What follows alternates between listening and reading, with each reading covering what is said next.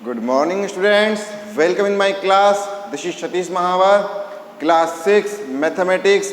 और हम जो एक्सरसाइज डिस्कस कर रहे थे वो है एक्सरसाइज 3.2 प्लेइंग विद नंबर्स।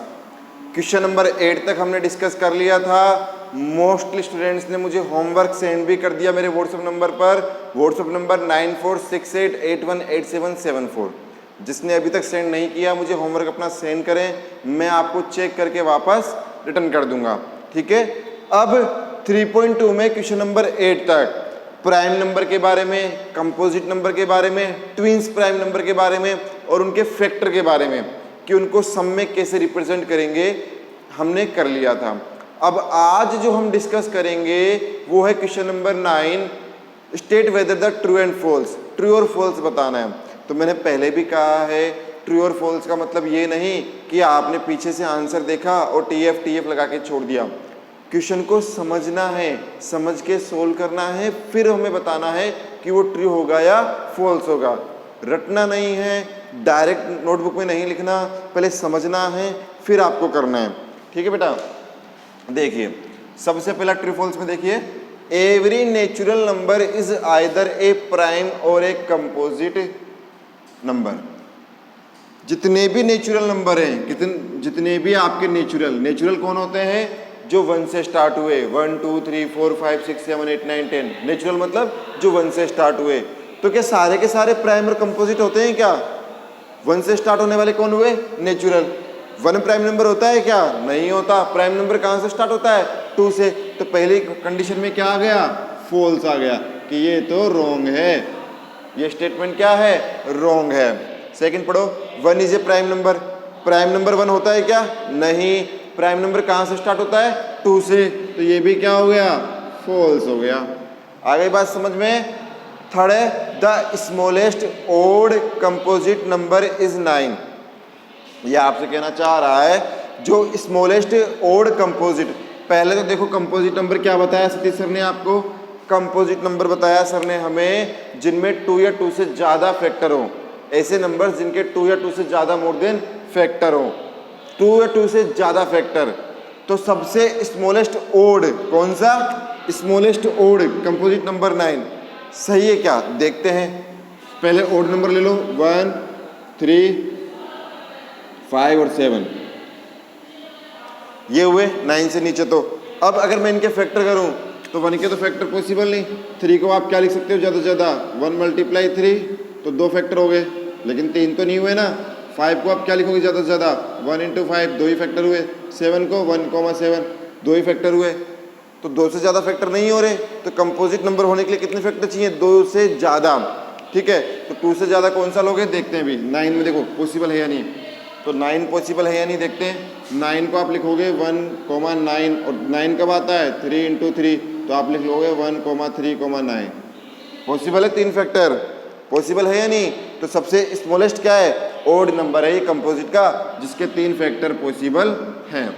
आगे बात समझ में? तो ऐसे ही नंबर लेने थे, ऐसा ही नंबर लेना था जिसके कम से कम 3 फैक्टर तो हों, वही कंपोजिट नंबर होता है और ओड बताना था। तो ये आपका क्या हो गया? ट्रुथ हो गया कि हाँ ये स्टेटमेंट राइट है, परफेक्ट है, करेक्ट है।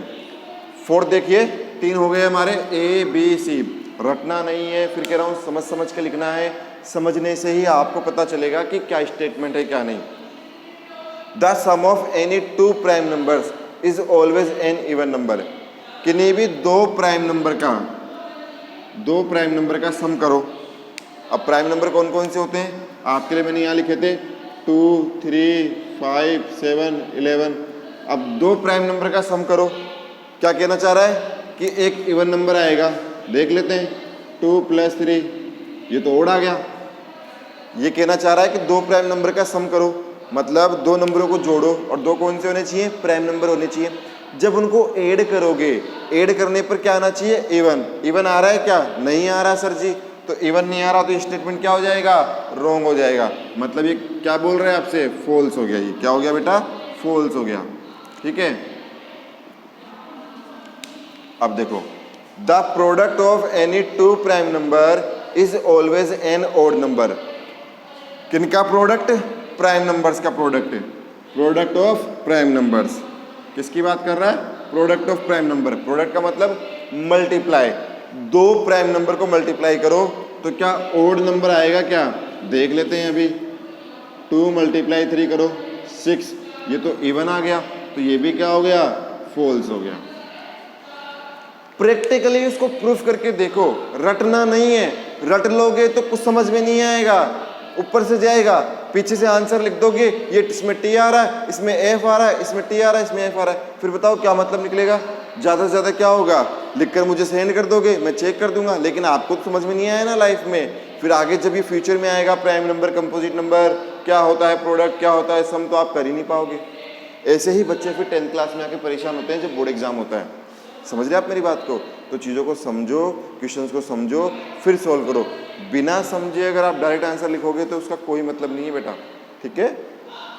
देखो तो हमारा डी भी हो गया, हमारा ई भी हो गया। अब पढ़ते हैं हमारा एफ। ऑल इवन नंबर्स, जितने भी इवन नंबर्स हैं, are composite number. All even numbers are composite number. सच है क्या, देखते हैं।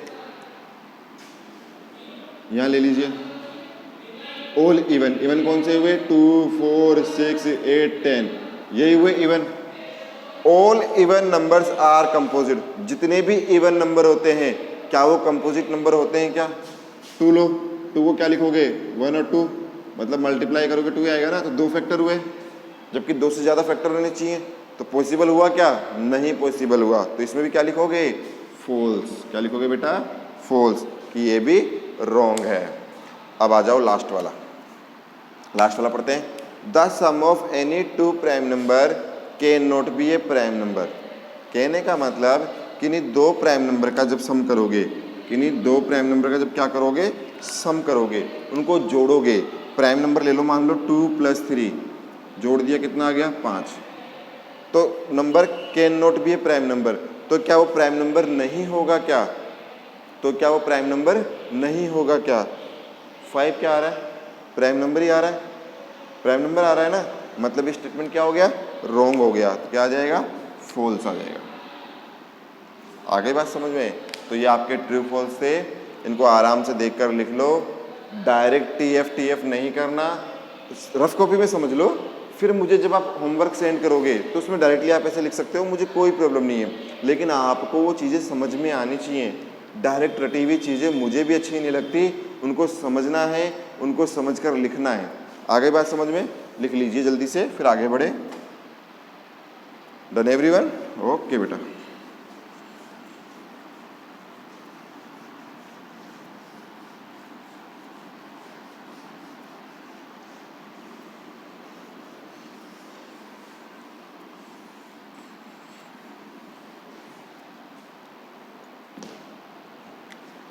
नेक्स्ट हेडिंग है हमारी test of divisibility. Test of divisibility. अब टेस्ट ऑफ डिविजिबिलिटी में सबसे पहले हम पढ़ेंगे बेटा आपके टेस्ट ऑफ डिविजिबिलिटी बाय, ये हमारी स्टार्ट हो गई यहाँ से 3.3। सबसे पहले हम पढ़ेंगे कि डिविजिबिलिटी कैसे चेक करते हैं, किस किस से चेक करनी है। तो पहला है डिविजिबिलिटी बाय 10, डिविजिबिलिटी बाय 10, ठीक है। पहला हम पढ़ रहे हैं टेस्ट ऑफ डिविजिबिलिटी है, डिविजिबिलिटी बाय 10। 10 से डिविजिबल कैसे करते हैं, क्या कंडीशन है। तो ऐसे नंबर्स जिनके लास्ट में 0 आता है, ऐसे नंबर्स जिनके लास्ट में क्या आता है, 0, ठीक है। तो क्या लिखेंगे, a number is divisible by 10 if 1 place digit is 0। अगर लास्ट का डिजिट या स्टार्टिंग की जो 1 डिजिट होती है वो क्या आएगी, आपकी 0 आएगी, तब आप किसका डिवाइड कर पाओगे, 10 का। एग्जाम्पल दीजिए सर, कैसे पता चलेगा। तो देखिए 20, 30, 40, 5000, कुछ भी ले लीजिए, 200।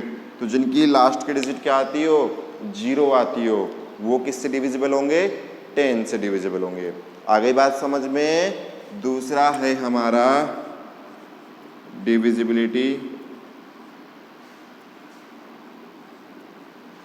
बाय 5, जो 5 से डिविजिबल हो। 10 से क्या पढ़ा आपने, जिनके 1 प्लस डिजिट पे कितना आता हो 0, मतलब जिनकी यूनिट डिजिट क्या होती है 0। देखो 0 0 0 0 0, तो वो किससे डिविजिबल होंगे, 10 से डिविजिबल होंगे। अब है 5 से डिविजिबल, ऐसी डिजिट जिनकी लास्ट 1 प्लस डिजिट कितनी आती हो, जिनकी 1 प्लस डिजिट 0 और 5 आती हो, 0 और 5 आती हो, वो किससे डिविजिबल होंगे, 5 से। आई कुछ बात समझ में बेटा। 10 से डिविजिबल वो होंगे जिनकी 1 प्लस डिजिट कितनी आएगी 0। 5 से डिविजिबल कौन होंगे, जिनकी लास्ट की डिजिट 1 प्लस डिजिट कितनी आएगी 0 या 5। एग्जाम्पल देखिए बेटा, 10 हुआ, 20 हुआ, 15 हुआ, 25 हुआ, 45 हुआ, 225 हुआ। तो देख लीजिए, जिनके लास्ट में 5 आ रहा है वो भी 5 से डिविजिबल, जिनके लास्ट में 0 आ रहा है वो भी 5 से डिविजिबल। लिख लीजिए जल्दी से इन दोनों को, फुर्ती से लिखिए बेटा, फास्ट।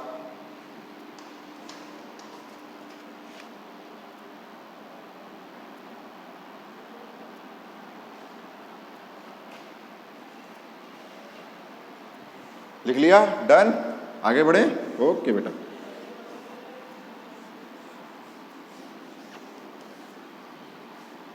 थर्ड हम पढ़ेंगे बेटा डिविजिबिलिटी बाय 2। थर्ड है हमारी डिविजिबिलिटी बाय 2, जो 2 से डिविजिबल हो। तो क्या लिखेंगे, जिनकी 1 प्लस डिजिट, 1 प्लस डिजिट, जिनकी 1 प्लस डिजिट कितनी आती हो 0 2 4 6 8, ठीक है। जिनकी 1 प्लस डिजिट इनमें से कोई आती हो। कैसे पता चलेगा सर, हमें क्या पता, देखो 2 का डिवाइड 0 में जाएगा 0 आएगा, 2 का डिवाइड 2 में जाएगा 1 आएगा, 2 का डिवाइड 4 में जाएगा 2 आएगा, 2 का डिवाइड 6 में जाएगा 3 आएगा, 2 का डिवाइड 8 में जाएगा 4 आएगा। तो एग्जाम्पल कौन कौन से हुए, कुछ भी ले लीजिए। 10 हो गया, आया 0, 22 हो गया, आ गया ना 2, 24 हो गया, 26 हो गया, 28 हो गया। तो देख लो, जिनकी लास्ट की डिजिट, जिनकी 1 प्लेस यहाँ वाली डिजिट, ये वाली, ये कितनी आती हो 2 4 0 2 4 6 8 में से, तो किससे डिविजिबल होगा, 2 से डिविजिबल होगा। आ गई बात समझ में। ऐसे ही हम और डिविजिबल वाले केस पढ़ेंगे नेक्स्ट लेक्चर में। आप यहाँ तक अपना वर्क कंप्लीट करें। डिविजिबल के और भी केसेस हैं, अलग अलग डिफरेंट केसेस हैं। आज तक के लिए इतना ही बहुत है, वरना फिर बच्चे क्या कहेंगे, अरे सर आज तो बहुत सारा हो गया, समझ में नहीं आ रहा, क्लास को रोक दो। तो क्लास को रोक देते हैं। आपके लिए जितना पढ़ाया जाए लेक्चर में सिर्फ उतना ही पढ़ो, हमारे पास बहुत टाइम है, ठीक है। वैसे भी देखो आप लोग घर पे हो, कोविड-19 का टाइम है, घर रहते हो, तो एक काम किया करो, जो प्रीवियस लेक्चर आपके पास आ चुके हैं ना, उनको बार बार रिवाइज करते रहा करो बेटा, ठीक है। तो आज के लिए इतना ही बहुत, यहाँ तक कवर का आप मुझे सेंड कर दीजिएगा। Thank you so much. Stay home, stay safe and enjoy your life.